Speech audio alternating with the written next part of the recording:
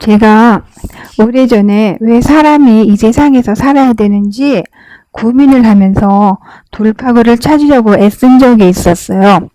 도대체 인간은 왜 이 땅에 태어나야 하며 왜 내가 이 세상에서 살아야 하는지 그 이유를 알 수가 없었어요. 이 땅의 어머니들은 왜 자식을 낳고 왜 조상들은 자손이 계속 나와서 자기의 대가 이어지기를 바라는지 제가 그걸 도대체 이해할 수가 없었어요. 사람은 태어나면 죽기 마련인데 이 세상에서 경쟁하면서 살아야 될 이유가 없는 것 같았어요. 그래서 자살을 할 수만 있으면 죽었으면 좋겠다는 극단적인 생각까지 한 적도 있었어요. 참으로 아이러니컬한 것은 이 땅의 부모들이 삶에 대해서 절망적이고 굶주림 속에서 몸부림치면서도 계속해서 자식을 낳는다는 사실입니다. 기아로 허덕이는 이디오피아나 소말리아 같은 아프리카에서도 자신이 굶어 죽어가고 있음에도 불구하고 아이를 계속해서 낳습니다. 북한이나 중국 같은 공산주의 나라에서는 자유를 누리며 살지 못해도 내 자식이 또 그러한 삶을 살게 될 것이라는 것을 알면서도 계속해서 자식을 낳습니다. 많은 사람들이 자식을 낳는 이유 중에 하나는 가문의 대를 잇기 위해서라고 해요. 그리고 자신이 이 세상에 태어난 이상 가문과 자신을 위해서 살아야 된다고 생각합니다. 그래서 인간은 이 세상에 태어나는 순간부터 생존 경쟁의 현장으로 들어가게 됩니다. 어느 유명한 탤런트가 알 수 없는 공허감을 극복하기 위해서 불경이나 요가를 공부할 것이다 라고 하는 기사가 신문에 게재되었습니다. 그 사람은 인기인이에요. 유명한 배우입니다. 한류 스타로서 인정받고 많은 재산도 소유하고 있어요. 그 사람은 좋은 집과 좋은 자동차와 좋은 음식을 먹고 좋은 환경에서 쾌락과 세상을 즐기며 살고 있지만 그의 마음은 언제나 알 수 없는 공허감으로 가득 차 있습니다.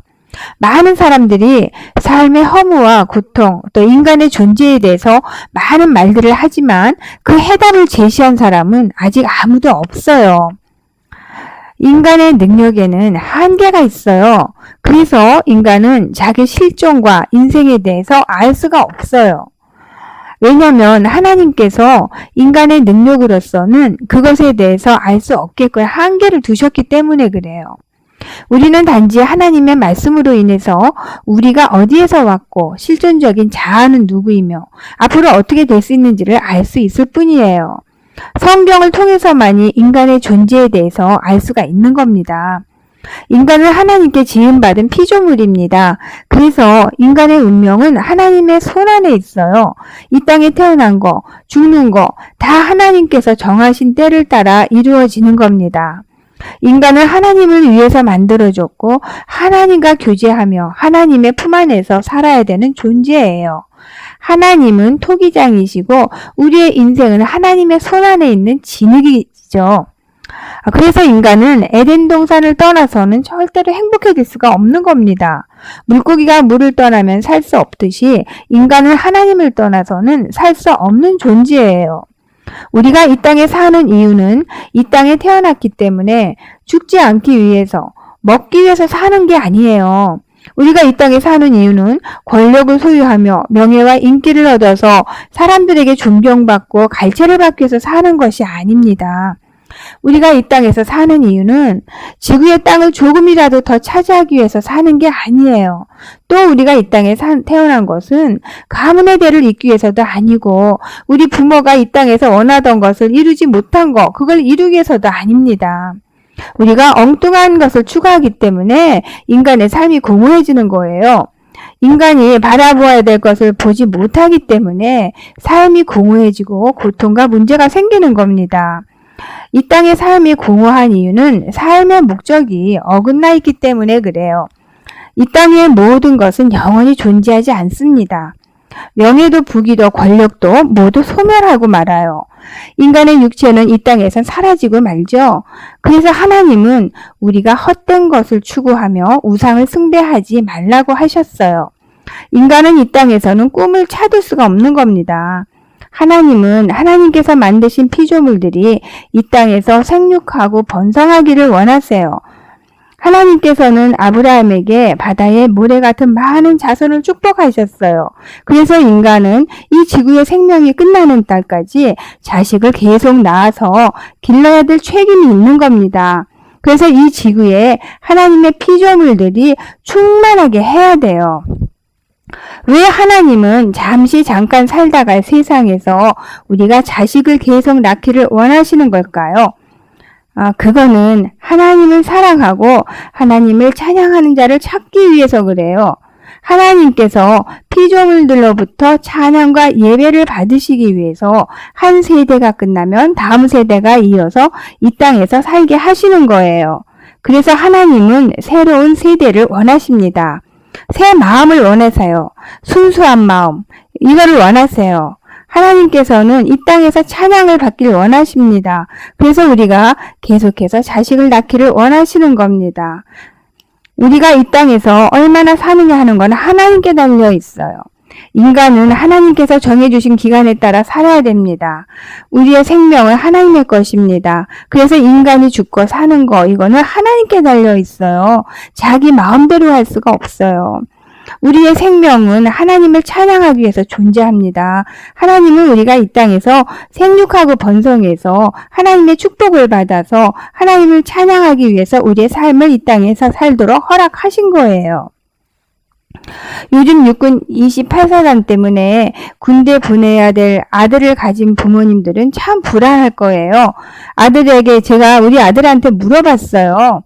우리 아들이 28사단에서 근무했었거든요.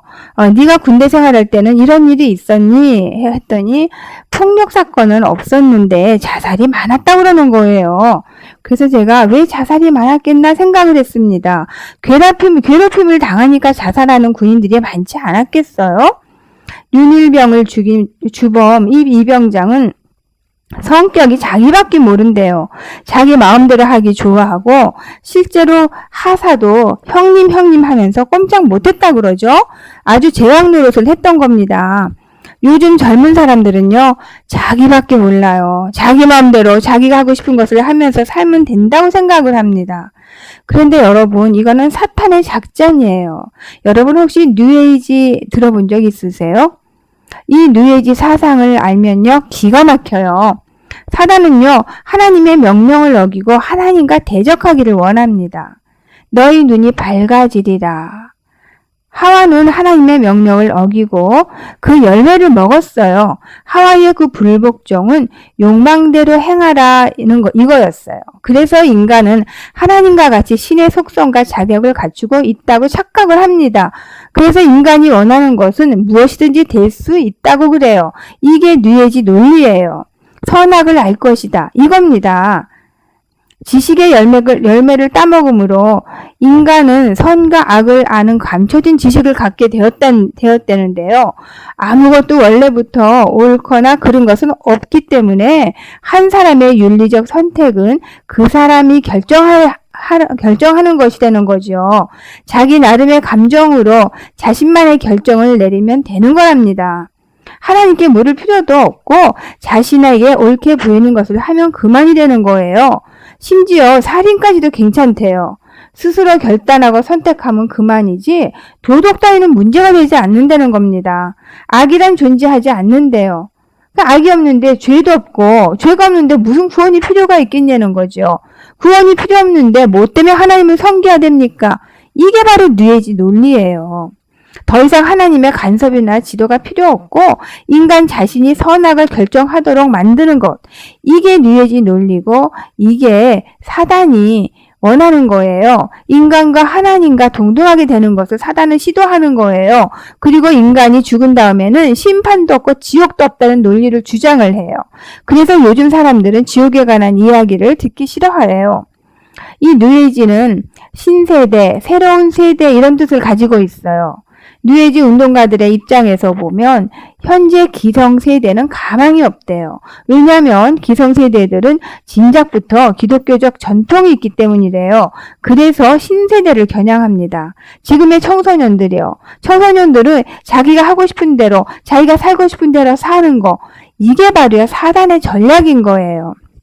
그런데 우리 인간은요, 자기를 위해서 살도록 지음받지 않았습니다. 우리 인간은 하나님을 위해서 살도록 지음받았어요. 나를 위해서 사는 거, 이거는 죄예요. 나를 위해서 사는 거, 이거는 사단의 뜻입니다. 자기를 위해서 인간이 살면 인간은 범죄를 할 수밖에 없어요. 나만 생각하고 다른 사람은 어떻게 되든 상관없기 때문에 범죄하게 되는 겁니다.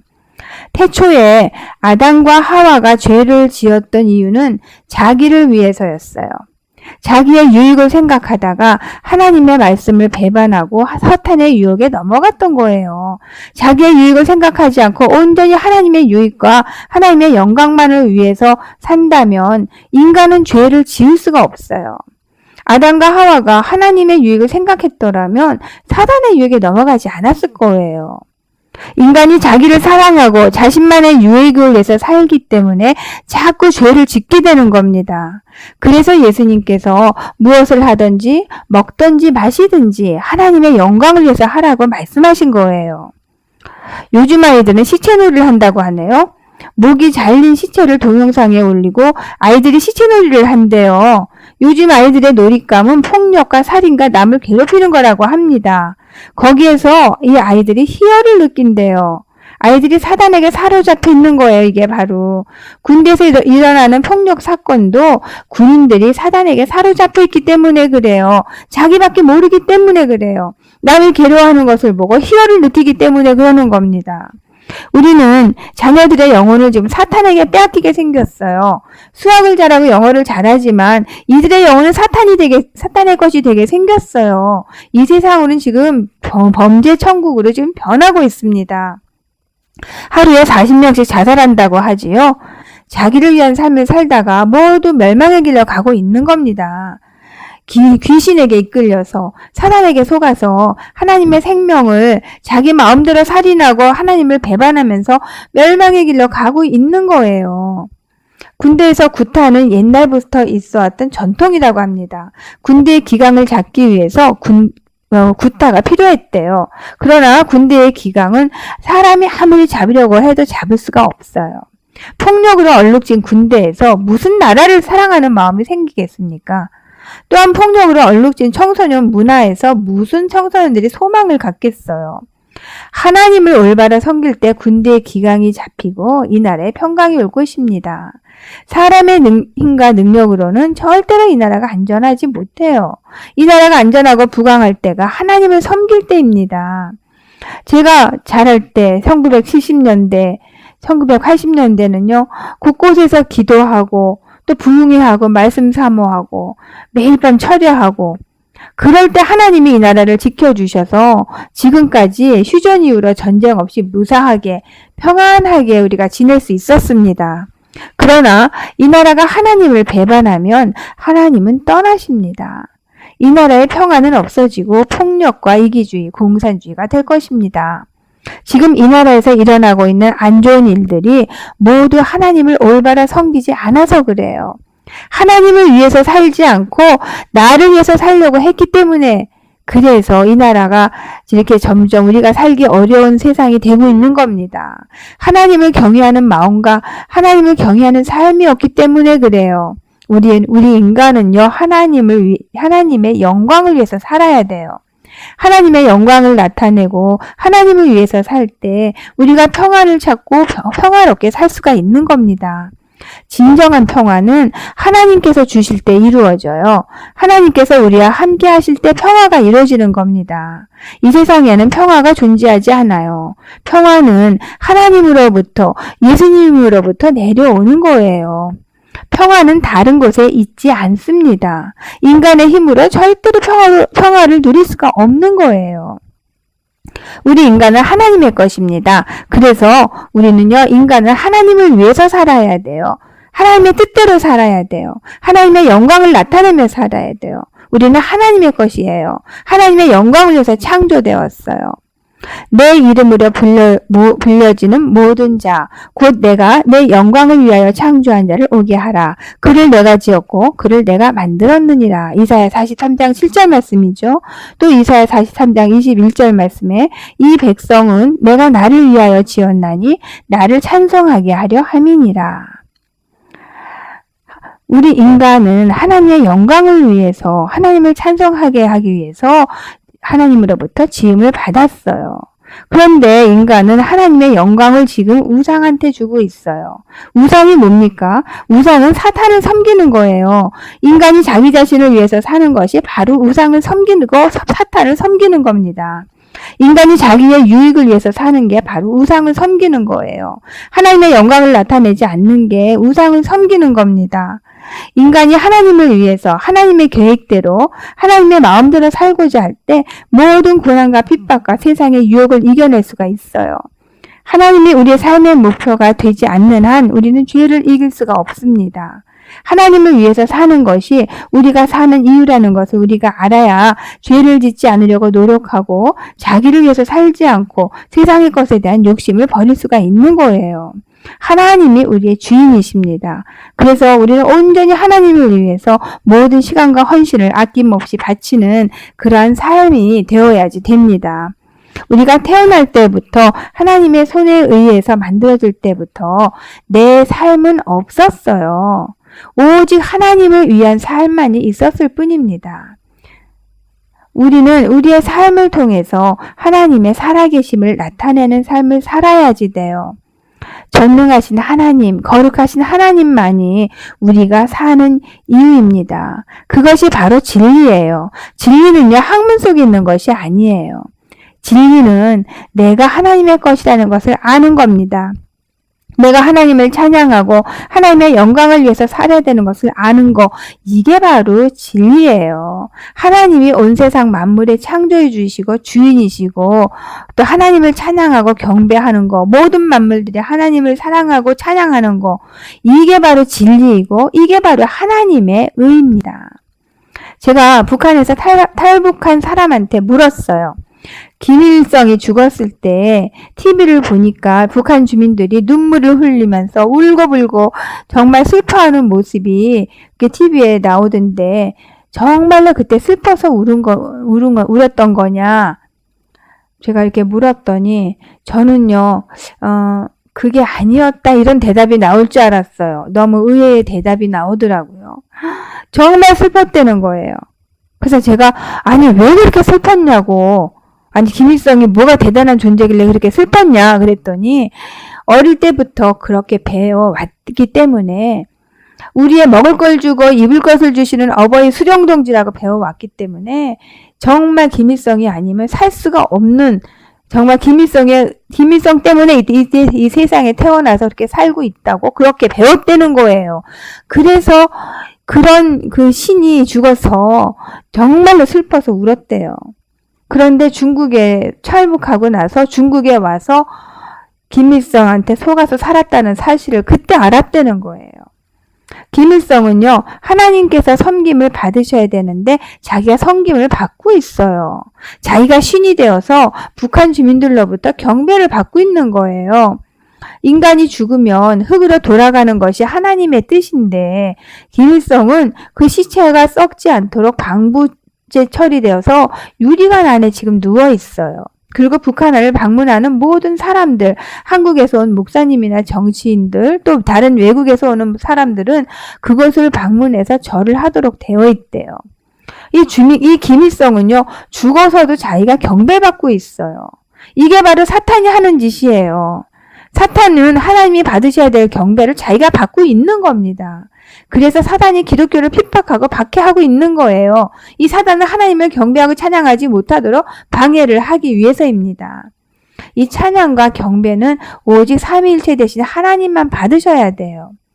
북한의 주민들이 김일성 동상 앞에서 절을 하고 정말 우리의 어버이 수령이 우리를 먹여주고 입혀주고 살게 해준다는 그런 마음을 가지고 정말 김일성 동상 앞에서 절을 하며 자기의 온 마음을 다해서 이렇게 바치고 정말 이렇게 섬기듯이 하나님은 우리 성도들로부터 이렇게 경배와 찬양을 받으셔야 돼요. 하나님은요, 높임을 받으셔야 돼요. 하나님은 우리 인간들로부터 거룩히 여김을 받으셔야 됩니다. 그것이 하나님의 뜻이고 우리 인간이 축복을 받는 비결이에요.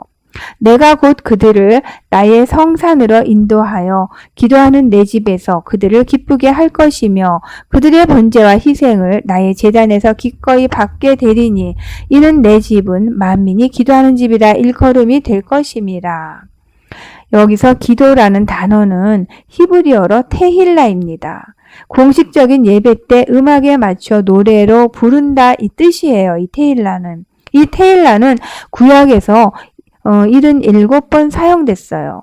진정한 기도는 찬양하는 기도입니다. 하나님을 높이는 거예요. 노래하는 게 찬양이 아니에요. 하나님을 높이고 하나님께 경배하는 거, 이게 찬양이고 이게 바로 기도입니다.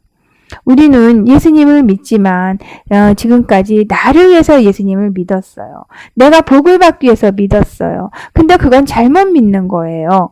우리는 하나님의 영광을 위해서 예수님을 믿어야 돼요. 하나님을 높이고 하나님을 찬양하기 위해서 예수님을 믿어야 되는 겁니다. 찬양이 뭡니까? 찬양은요, 노래가 아니에요. 찬양은 찬송가에 있는 이 노래를 부르는 게 이게 찬양이 아니에요. CCM의 노래를, 이 복음성가를 부르는 거, 이게 찬양이 아니에요.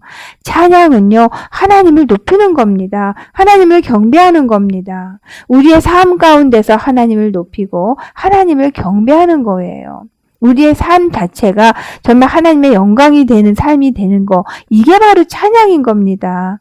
우리의 삶이 얼마나 중요합니까? 우리의 삶을 통해서 하나님께서 살아계신지 안 살아계신지 나타내야 돼요. 이게 찬양이에요. 하나님의 자녀된 우리는 하나님께서 살아계심을 나타내야 합니다. 하나님께서 살아계심을 나타내는 건 어떤 삶입니까? 이게 바로요, 하나님을 높이고 하나님을 찬양하는 겁니다. 어떻게 하면 하나님을 기쁘시게 할까? 이러한 마음으로 하루하루를 우리는 살아야 돼요. 그래서 하나님과의 교제가 매우 중요합니다. 하루 종일 하나님을 찬양하는 교제가 중요해요. 이 찬양은 하나님을 사랑하는 마음을 노래로서 표현하고 또 춤으로써 그리고 우리의 삶으로서 표현하는 겁니다. 이게 바로 찬양이에요. 단순히 입술로만 노래를 부르는 거, 이건 찬양이 아니에요. 우리의 마음이 담겨져 있지 않고 우리의 삶이 하나님을 기쁘시게 하는 삶이 아니면 이거는 아무리 노래를 불러도 찬양이 될 수가 없어요. 입술로만 하나님을 높이고 입술로만 하나님을 경배한다고 해서 이게 찬양이 아니 되는 거죠. 찬양은요, 하나님을 칭찬하는 겁니다. 하나님의 이름을 높이는 거, 우리 삶으로 하나님의 이름을 높이는 겁니다. 그래서 기도할 때요, 하나님을 경배하고 찬양하는 이런 찬양을 많이 부르시기 바랍니다. 저는요, 기도하며 찬양하는 시간이 하루 중 가장 행복해요. 제가 원래 드라이브 하는 걸 굉장히 좋아하거든요. 근데 이제는 드라이브 하는 거, 어디 놀러 가는 거 참 재미없어요. 이제는 하나님과 조용히 기도하며 말씀을 묵상하고 하나님을 찬양하는 시간이 가장 즐겁습니다. 그런데 이 사단은요, 하나님을 찬양하지 못하도록 너무 사람들을 바쁘게 만들어요. 기도를 쉬면 안 되는데 기도를 쉬게 만들어요. 그래서 하나님은요, 얼마나 저를 사랑하시는지요. 제가요, 허리 디스크가 걸렸어요. 팔꿈치에 이게 힘줄이 또 파열이 돼가지고 제가 지금 팔이 아파요. 팔을 잘 못 써요. 그러니까 제가 어디 돌아다닐 수가 없는 겁니다. 허리가 아파서 운전도 못하지요. 일도 잘 못하지요. 그냥 하루 종일 하나님과 교제만 하면서 지냅니다. 이 시간이요, 얼마나 행복하고 정말 기쁜지 몰라요. 하나님을 높이고 하나님을 찬양하는 시간이 너무너무 저는 행복합니다. 노래를 잘하지 못해도 괜찮아요. 찬양은요, 꼭 노래를 불러야만 하는 게 아니거든요. 보통 사람들이 그렇게 말을 해요. 나는 노래를 못해서 찬양을 하고 싶어도 못한다고.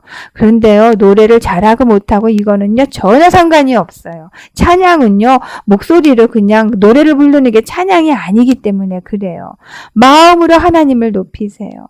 그리고 마음으로 하나님께 사랑을 고백하세요. 이게 바로 찬양이에요. 이러한 찬양을 하면 반드시 놀라운 기적이 일어납니다. 병이 치유됩니다. 집안의 어려운 문제가 해결됩니다. 하나님의 살아계심을 삶 속에서 체험하고 그 하나님을 증거하는 삶이 되시기를 바랍니다. 이게 바로 간증이죠. 이 간증은요, 하나님께서 살아계심을 증거하는 거예요. 예수님의 제자들이 예수님의 말씀을 듣고 그리고 예수님의 그 이적 행하심을 보고 예수님이 메시아라고 사람들에게 증거했어요. 그래서 많은 사람들이 예수님을 따라다니게 된 겁니다. 간증할 수 있어야 돼요. 하나님의 살아계심을 체험한 간증이 있어야 됩니다. 우리는 오직 하나님만을 의지하면서 하나님의 영광을 위해서 정말 나를 위한 삶이 아니라 오직 하나님을 위해서 사는 삶이 되고 예수님의 신부로서 오직 하나님의 영광을 나타내는 삶을 사는 저와 여러분이 되시기를 축원합니다. 기도하시겠습니다.